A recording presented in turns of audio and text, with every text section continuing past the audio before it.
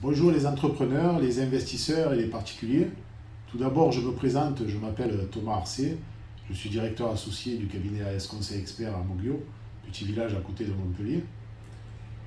Aujourd'hui, je vous présente un thème juridique et social qui est basé sur le contrat de travail. On se retrouve dans quelques secondes.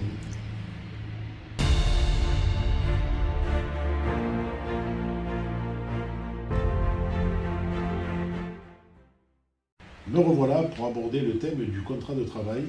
C'est un acte juridique qui lie un employeur et un salarié. Il énumère les droits et les obligations de chacune des parties. Le principal critère qui distingue le contrat de travail des autres contrats est le lien de subordination. L'employeur a le pouvoir de donner des ordres et directives, de contrôler l'exécution et de sanctionner les manquements de son subordonné.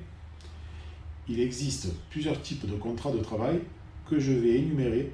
Nous avons, premièrement, le contrat à durée indéterminée, c'est le contrat de travail le plus répandu. Deuxièmement, le contrat à durée déterminée.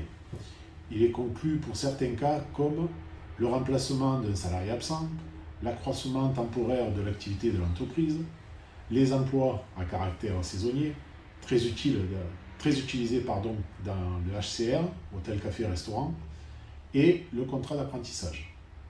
Troisièmement, le contrat de chantier, c'est un contrat CDI pour la durée du chantier et il faut procéder à un licenciement à la fin du contrat.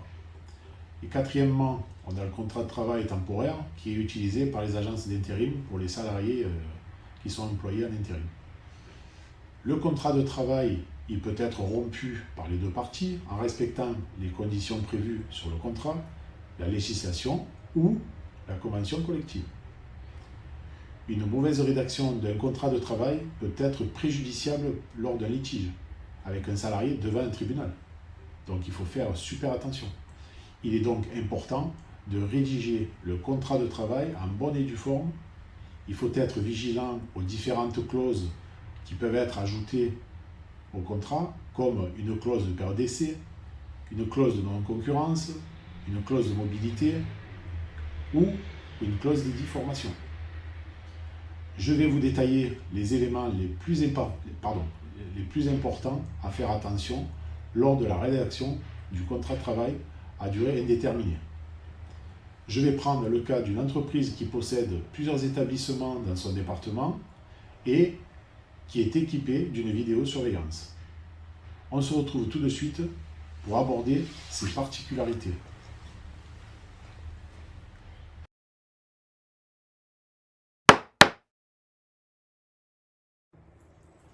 Voici les particularités sur lesquelles nous devons doubler de vigilance lors de la rédaction du contrat de travail.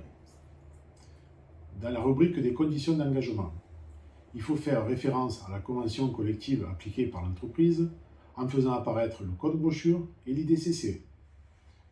Dans la rubrique emploi et qualification, il faut faire apparaître le poste occupé et le coefficient, le niveau et la position en référence à la convention collective par rapport au diplôme, expérience et ancienneté.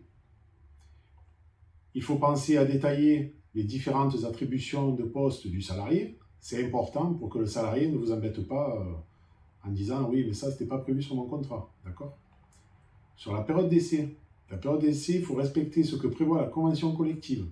Si vous notifiez un renouvellement et que la CCN ne prévoit pas de renouvellement et que vous faites valoir ce renouvellement par écrit, vous avez un risque important. Si le salarié vous amène devant un tribunal, vous risquez une requalification du contrat en CDI et en plus, vous risquez d'être condamné pour un licenciement abusif. Donc faites très attention avec la période d'essai. C'est un élément très important. D'accord ? Pour la rubrique sur le lieu de travail.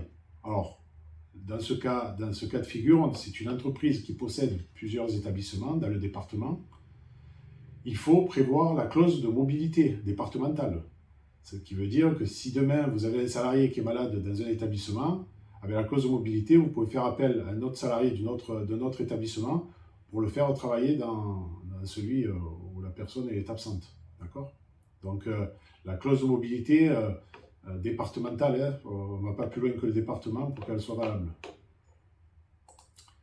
Sur la rubrique du lieu de travail, alors, sur la rubrique de la durée du travail.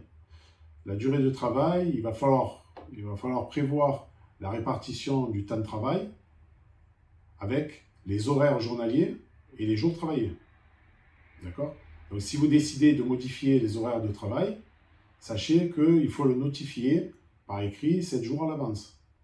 Donc, soyez vigilants aussi sur ça. Sur la rémunération, le caractère le plus important du contrat de travail, vous savez très bien que les salariés, c'est ce qui leur importe le plus. Alors là, il faut faire attention de respecter le salaire minimum conventionnel qui est prévu par rapport à son poste avec son coefficient. D'accord? Vous faites attention et respectez-le. Parce que si vous ne respectez pas, hein, je vais prendre un exemple, un coefficient 300, la convention collective prévoit un salaire de 2300 € brut. Si vous le payez 2000 brut, si vous avez un contrôle URSSAF, vous êtes sûr et certain d'être redressé sur 300 € sur la différence. Et ça coûte de l'argent sur 3 ans. D'accord? Si c'est le cas, que le salarié ait 3 ans d'ancienneté dans l'entreprise. Donc soyez très vigilants aussi sur la rémunération, à bien respecter le salaire minimum conventionnel minimum. D'accord? Sur la clause de vidéosurveillance. La clause de vidéosurveillance, il faut que l'entreprise en amont prévienne la CNIL et après le faire apparaître sur le contrat de travail avec une clause en notifiant que l'entreprise est sous vidéosurveillance. D'accord? C'est important aussi. Dans les obligations et confidentialité, le salarié se doit de prévenir son employeur s'il y a un changement dans sa situation personnelle. Ça peut arriver, hein, il déménage ou autre, hein, et donc il se doit de prévenir son employeur. Et dans la confidentialité, si dans le contrat on lui a mis une confidentialité, il se doit de tenir au secret, hein, de ce qui est dit sur le contrat, de ne pas divulguer les informations. D'accord? Et pour finir, on a la clause RGPD, la clause qui est très à la mode en ce moment. C'est la clause la RGPD, c'est le règlement de la protection des données personnelles. Donc l'employeur, il informe sur le contrat son salarié qui donne ses données personnelles aux caisses différentes comme l'URSSAF, les impôts, les caisses de retraite, les caisses de prévoyance, tout ce qui tourne autour du social sur le salarié. Voilà. Donc, je vous conseille d'attacher de l'importance sur la rédaction du contrat de travail et faire attention aux différents risques que vous pouvez encourir. D'accord? Sur un tribunal, rapidement, on se retrouve. Donc, si on fait une bêtise, on se retrouve vite devant un tribunal aujourd'hui, on en voit, mais vraiment beaucoup. Donc, je vous conseille de bien vous entourer pour la rédaction du contrat de travail. Je vous prie de bien vouloir cliquer sur j'aime, abonnez-vous, partagez un max, mettez des commentaires si vous avez des questions à poser, je me ferai un plaisir de vous répondre. Prenez soin de vous. Je vous souhaite une bonne journée à toutes et à tous et je vous dis à mercredi prochain. Au revoir.